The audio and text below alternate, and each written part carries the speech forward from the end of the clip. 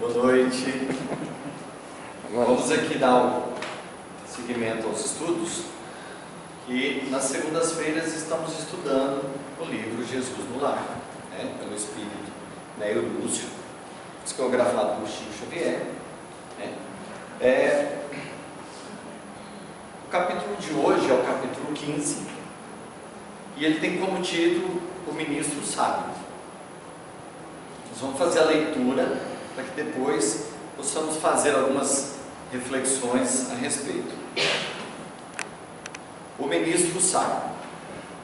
Mateus discorria solene sobre a missão dos que dirigem a massa popular, especificando deveres dos administradores e dificuldades dos servos. A conversação avançava pela noite adentro, quando Jesus, notando que os aprendizes lhe esperavam a palavra amiga, narrou sorridente. Um reino existia, em cuja intimidade apareceu um grande partido de adversários do soberano que o governava. Pouco a pouco, o espírito de rebeldia cresceu em certas famílias revoltadas, e há breves semanas, toda uma província em desespero se ergueu contra o monarca, entravando-lhe as ações. Naturalmente preocupado, o rei convidou um hábil juiz para os encargos de primeiro-ministro do país. Desejoso de apagar a discórdia, mas o juiz começou a criar quantidade enorme de leis e documentos escritos, que não chegaram a operar a mínima alteração. Desiludido, o imperante substituiu por um doutrinador famoso. O tribuno, porém, conduzido à elevada posição, desfez-se em discursos veementes e preciosos que não modificaram a perturbação reinante. Continuavam os inimigos internos solapando o prestígio nacional, quando o soberano pediu o socorro de um sacerdote que, situado em tão nobre posto, amaldiçoou de imediato os elementos contrários ao rei, piorando o problema. Desencantado, o monarca trouxe o médico à direção dos negócios gerais, mas tão logo se viu em palácio, partilhando as honras públicas, o novo ministro afirmou, para conquistar o favor régio, que o partido de adversários da coroa se constituía de doentes mentais, e fez disso propaganda tão ruinosa que a indisciplina se tornou mais audaciosa e a revolta mais desesperada.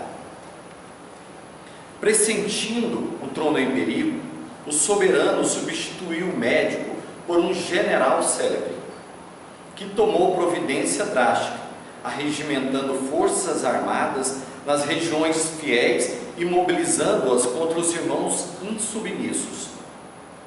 Estabeleceu-se a guerra civil.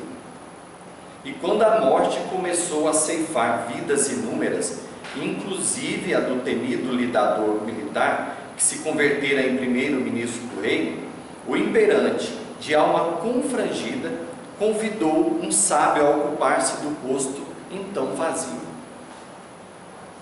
Esse chegou à administração, meditou algum tempo e deu início a novas atividades. Não criou novas leis, não pronunciou discursos, não censurou os insurretos, não perdeu tempo em zombaria e nem estimulou qualquer cultura de vingança. Dirigiu-se em pessoa à região conflagrada, a fim de observar-lhe as necessidades. Reparou aí a existência de inúmeras criaturas sem teto, sem trabalho e sem instrução, e erigiu casas, criou oficinas, abriu estradas e improvisou escolas, incentivando o serviço e a educação, lutando com um valioso espírito de entendimento e fraternidade contra a preguiça e a ignorância. Não transcorreu muito tempo e todas as discórdias do reino desapareceram. porque a ação concreta do bem eliminara toda a desconfiança, toda a dureza e indecisão dos espíritos enfermiços e inconformados. Mateus contemplava o Senhor, embebecidamente, deliciando-se com as ideias de bondade salvadora que enunciara. Jesus, respondendo-lhe a atenção com luminoso sorriso, acrescentou para finalizar: o ódio pode até atear muito incêndio de discórdia no mundo, mas nenhuma teoria de salvação será realmente valiosa sem o justo benefício aos espíritos que a maldade ou a rebelião desequilibraram.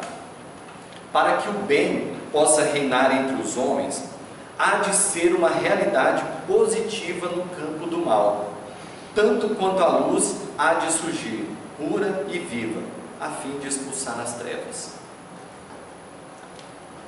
Assim, nós finalizamos o texto e compreendendo que os ensinamentos de Jesus, eles são atemporais. Porque se naquela época, diante dos conflitos dos homens, o desejo de se colocar ordem nesses conflitos, os procederes ainda eram voltados sem observar a necessidade daqueles que se defrontavam com certas ordenações.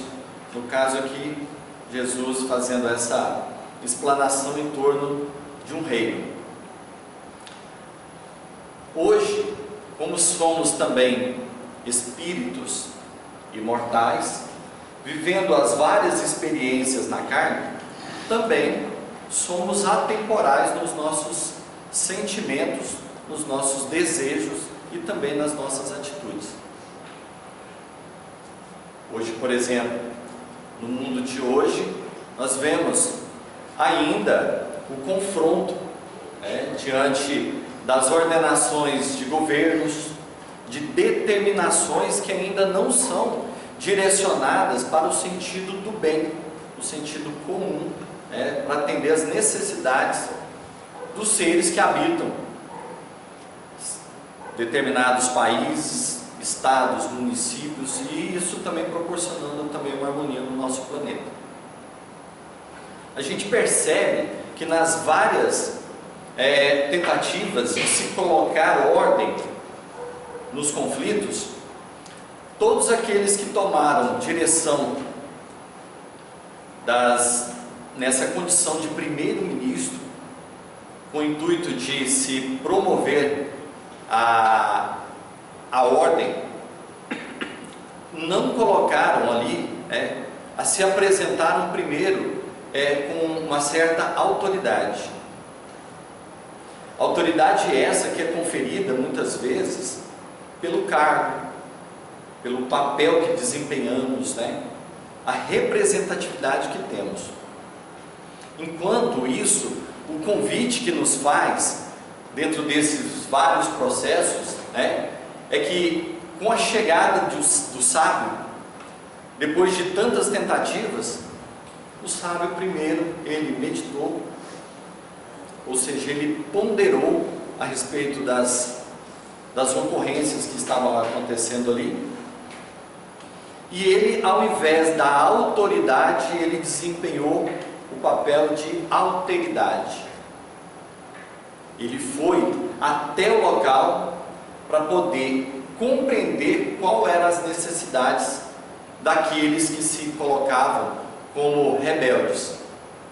E isso traz para a gente uma reflexão muito grande, porque se para vários momentos nós precisamos definir ordens, organizações, manter o equilíbrio diante principalmente de tantos opositores ou aqueles que se manifestam diante das várias circunstâncias da vida, as várias esferas também sociais, como alguém que está contrariado com essa situação, a gente percebe nesse trecho que o autoritarismo ele vai converter em algumas situações. E é fácil para a gente compreender isso. O autoritarismo, ele normalmente gera 3 circunstâncias imediatas. Ele pode gerar de imediato uma submissão, que é alguém que se converte ao que foi determinado, né? Há muitas vezes sem questionamento, se é para fazer, vamos fazer, mas às vezes cerceando o próprio entendimento e a própria opinião. Ele também gera uma adesão, que é aqueles que também concordam, se tomam para si também aquele modo de proceder, principalmente dentro desse processo, né, autoritário. E também a pior delas, que é a oposição. É natural isso. Por quê? Porque dentro de vários entendimentos, de várias necessidades, se não houver uma empatia, uma compreensão das necessidades, nós vamos fazer como o médico que toma todos aqueles opositores como loucos, né? Denegrindo a imagem. Quantas vezes denegrindo a imagem, se não podemos convertê-los ao nosso entendimento, nós diminuímos ele para que o nosso argumento se torne mais forte. Ainda bem que no Brasil, no momento atual, nós não passamos por nenhum cenário desse. Nós não temos nenhum processo de oposição. Nós temos um governo que tem olhado a necessidade da população, assim como o sábio. E dentro do processo, imagina, o ministro sábio, então nós nos colocamos assim: o que é necessário então para alguém que dirige não só um país, uma nação, mas que também nos trazemos, porque se colocarmos nesse patamar, então a responsabilidade é toda deles, nós não somos responsáveis. Mas na nossa esfera social, como temos nos colocado? Será que temos nos posicionado assim também como um ministro sábio? Uma pessoa que, ao invés de proferir a discórdia, o desentendimento, a oposição com aqueles que pensam diferentemente de nós, nós temos colocado no lugar deles, compreendido eles e tentado auxiliar nas necessidades? Porque é fácil colocar a culpa nos nossos governantes, mas nós somos colaboradores de ideias. E Jesus veio dizer isso, trazendo isso para nós, não para que a gente pudesse olhar como essa perspectiva direta, do rei, dos seus ministros. Não, somos todos nós. Em que momento nós somos um ministro dentro do nosso lar? E que ao invés de olhar a necessidade daqueles que estão sob a nossa custódia, nós também colocamos como impositores, como melhores, pessoas melhores do que os outros. Então isso é uma reflexão que faz para que a gente possa, se nós queremos criar um mundo melhor, nós precisamos compreender que nós somos detentores de um poder junto àqueles que estão sobre o nosso cuidado, sobre as nossas ordenações. Inclusive nós mesmos, nesse convite de transformação, porque talvez muitos de nós, se não naquele momento coincidente, nós poderíamos estar naquele cenário, sendo nós os rebeldes, sendo nós aqueles que estávamos num processo de confronto, de litígio, mas percebendo principalmente que quando o ministro se colocou junto àqueles que se manifestavam, compreendendo as suas necessidades, também mostrando-se, diferentemente dos outros, colocando junto a eles e mostrando disposição de sanar aqueles conflitos, houve, nesse caso, uma confiança. E a confiança, ela gera uma adesão muito mais concreta, muito mais consistente do que a imposição. À medida que você vai lidar com pessoas, com cidadãos que estão com fome, vê muitos de nós aqui no nosso trabalho mesmo da Casa Espírita, não adianta você ir ao encontro de pessoas necessitadas e falar do Evangelho quando para elas têm fome material. E muitas vezes, quantos desses aí também, eles compreendem, né, na nossa tarefa de assistência, alguém que está se autopromovendo, né, por conta de pregar um amor, pregar um auxílio, que muitas vezes, muitas pessoas se declaram ateus, porque no nosso cotidiano, e que nos conhece no nosso cotidiano, sabe que o nosso proceder na vida social é muito diferente do que na casa religiosa. Então nós precisamos, primeiro, antes de tudo, vigiar nossas ações, trazer para dentro de nós esse desejo de auxiliar nas necessidades que o outro tem. Quantas vezes, hoje, às vezes a gente fala assim, a respeito da rebeldia jovial, né? Eu mesmo tenho um filho adolescente, e em determinado momento eu pensei assim, trocar meu filho, não é possível, porque não é esse mais, não é esse rebelde aqui, não era aquele todo amoroso, né? E na nossa condição de pai, que também nos colocamos como donos, né? Muitas vezes a gente oprime, fala, você está pensando que você é mais sábio do que eu? Você sabe mais do que eu?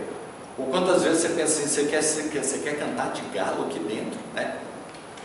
Fala, não, aqui dentro, quando você estiver debaixo do meu teto, você tem que me obedecer. E quantas vezes o que ele quer é justamente ser, que a gente possa enxergá-lo também como um ser que tem as suas autonomias, tem as suas necessidades. Imagine ele como espírito dentro das suas necessidades, das suas revoltas, junto ao ambiente familiar, ao seio familiar, e que precisando nesse momento ser reconhecido como alguém e necessitando também de respeito. E muitas vezes a gente quer impor as nossas regras. Será que neste momento também não cabe a nós agirmos assim também como um ministro com sabedoria? Antes de mais nada, refletir, ponderar, principalmente para nós, fazer uma oração pedindo ajuda da espiritualidade, que muito sabe, né, a respeito dos nossos conflitos, dos nossos litígios. Porque o que é a vida atual, se não uma nova oportunidade de refazermos, né, as experiências anteriores e termos a oportunidade de resgatarmos e nos reconciliarmos dos conflitos de outrora. Porque uma coisa é certa, se hoje nós sabemos pela doutrina espírita que ninguém cruza o nosso caminho em vão. Se é o nosso amigo, né, se temos por ele um sentimento de paz, de harmonia, de alegria, de amizade, de irmandade, é um benefício também que Deus nos concede para que a gente possa fortalecer o nosso sentimento voltado para o amor, porque nós estamos aqui para aprender a amar. Mas aprender a amar e viver o amor diante daqueles que nos proporcionam simpatia é uma tarefa muito fácil. Os grandes filósofos, né, os mestres antes mesmo de Jesus já falavam disso, a necessidade de amar. Mas e amar o adversário? Quando a gente fala ainda do inimigo, ainda nos pesa muito a palavra inimigo, ele parece assim ainda de uma proporção que a gente ainda não consegue ponderar, né, dentro do nosso campo de afeição. Mas e os nossos adversários? Se hoje, adversários ideológicos, a gente vê conflitos nas redes sociais, que às vezes nos constrange. Eu confesso, eu tenho pessoas que eu tenho até procurado evitar as redes sociais. Por quê? Porque tem pessoas que, no meu convívio pessoal, ela me é tão simpática, mas que por conta dessa possibilidade, né, de dizer o que pensa de forma velada, né, a dar aparência, nas redes sociais nos parecem pessoas tão rudes, e isso em relação ao sentido do próximo, daquele pelo qual nos confere o conceito de irmãos, por sermos todos filhos do mesmo Pai. E isso a gente percebe que é o seguinte: nós colaboramos, nós somos colaboradores do bem ou do mal que aflora no nosso mundo. O mundo certo, que é um mundo de provas e expiações, né? Mas que nessa ânsia de nos melhorarmos, nós estamos aqui, todos nós, ainda com as nossas deficiências, mas desejosos de atingir patamares maiores que não são conferidos aos santos, aos espíritos de alta envergadura, sem o empenho do esforço. E não cabe a nós justificarmos as nossas imperfeições. Cabe a nós, né, lutarmos contra toda essa bagagem que trazemos das várias experiências. Como diz Marcos, hoje muitos de nós já têm o benefício de não ter as mãos sujas de sangue, porque em experiência, às vezes tão pouco recente, nós nos comprazíamos de ferir, de matar. Hoje não. Só que lógico que nós precisamos trazer também, dentro daquilo que nos é subliminar, o sentido que nos faz ter prazer no confronto com os nossos irmãos, ou chorar, sofrer, mesmo com aqueles que às vezes pegam uma arma e tiram a vida de um outro irmão, porque nós sabemos o quão oneroso isso vai gerar na próxima experiência, no processo de desencarne deles. Mas se ao desejarmos o mal para esses, que no momento de fraqueza também não conseguiram conter a sua inclinação inferior, e naquele momento ele ceifou a vida de alguém, talvez nesse momento de prazer que ele teve, assim também sustenta os nossos pequenos prazeres de ver o sofrimento do outro, nem que seja com o discurso de que um bandido bom é um bandido morto. Aquele que tomba, ele tomba como um espírito, e ele vai ser muitas vezes amparado pela espiritualidade muito melhor do que nós quando chegarmos lá, porque no momento de fragilidade ainda não conteve, ou mesmo sustentado na ignorância, na indiferença, aquilo que ele, pelo qual vai ser julgado, vai ser muito menor do que nós, que já abastecidos de tanto conhecimento, ainda nos alicerçamos ainda nos nossos pequenos prazeres da dor alheia. Sabemos que estamos aqui para nos reconciliarmos. Não há evolução sem a caridade. E a caridade é uma boa forma da gente olhar para o outro, olhar a necessidade do outro.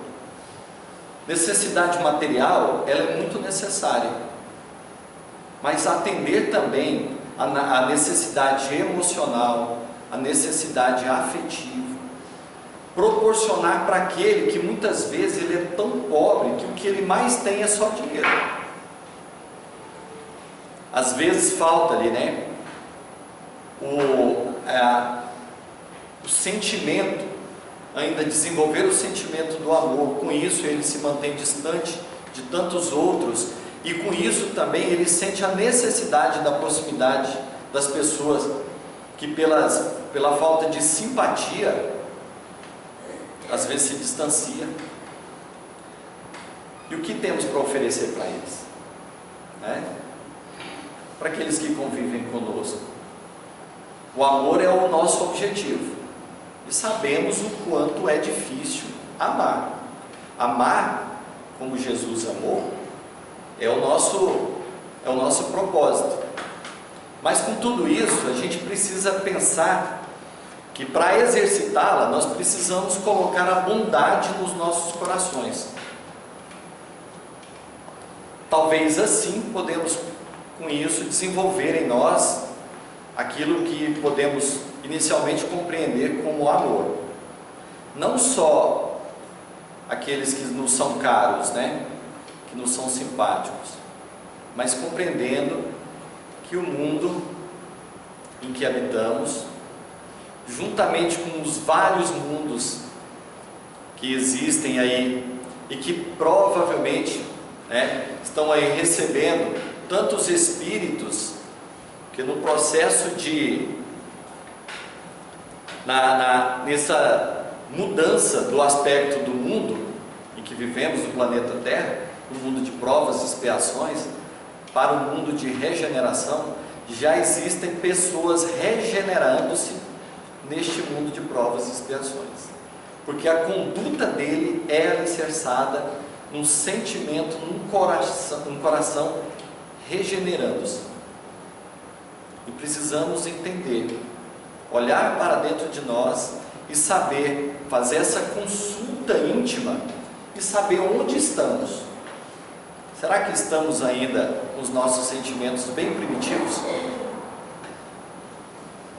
E isso é natural que ocorra em nós um certo constrangimento, um constrangimento necessário, que muitas vezes ela pode ser interpretada como o papel do próprio Consolador, que não vai tirar de forma alguma as nossas dores, mas precisa tirar o nosso desespero e acender uma luz para a vida futura, onde o nosso momento atual é um momento de grande reflexão, para que a gente possa chegar numa outra oportunidade, muito menos debilitados, muito menos devedores, né?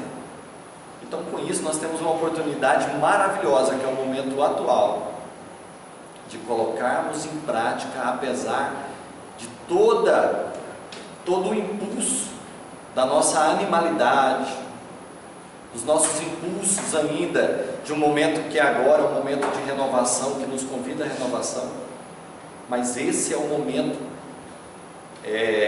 que nos oportuniza refazermos, resgatarmos o nosso passado, reconciliando com o nosso presente com os adversários, sejam eles onde estiverem, em qual esfera estiverem, no plano físico, no plano espiritual, compreendendo que somos todos irmãos, certo? Então assim fechamos. Que possamos agora então